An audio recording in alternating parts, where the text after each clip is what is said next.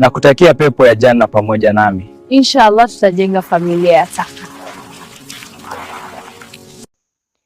Walikuwa wakitembea bega kwa bega kando ya ziwa, wakicheza kama watoto na kupeana ahadi zisizohesabika.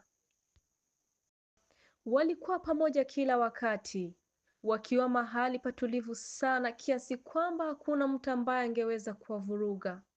Lakini kama msemo usemavyo, kilicho kitamu hakidumu mdomoni. Ushikamane na tajiri, si maskini. Hawakuelewana hata kidogo.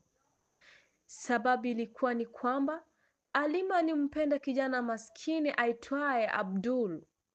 Hali hiyo iliwatia wasiwasi wazazi wake, kwa sababu wao walitamani mtoto wao wa pekee aolewe na mwanaume mwenye mali ya kutosha ambaye angeweza kumtunza na kumpa maisha mazuri.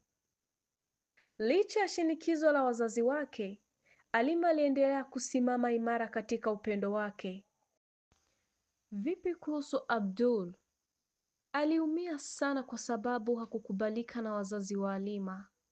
Alijawa na huzuni, lakini aliendelea kuwa mvumilivu na kumpa Alima matumaini kwamba atafanya awezalo ili waishi pamoja kama mume na mke.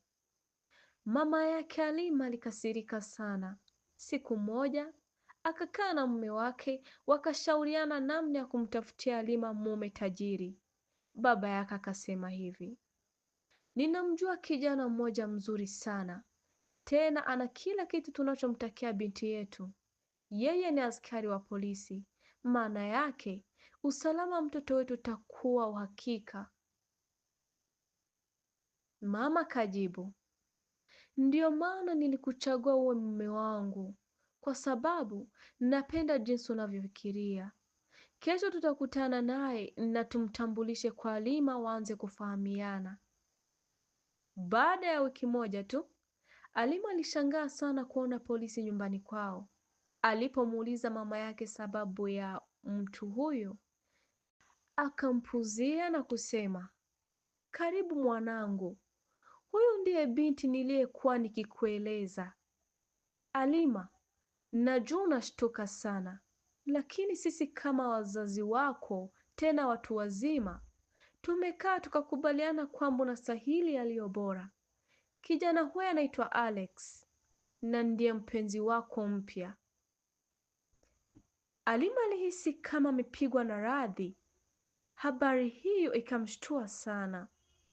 Mama, unajua nina mtu ninayempenda. Abdul na mimi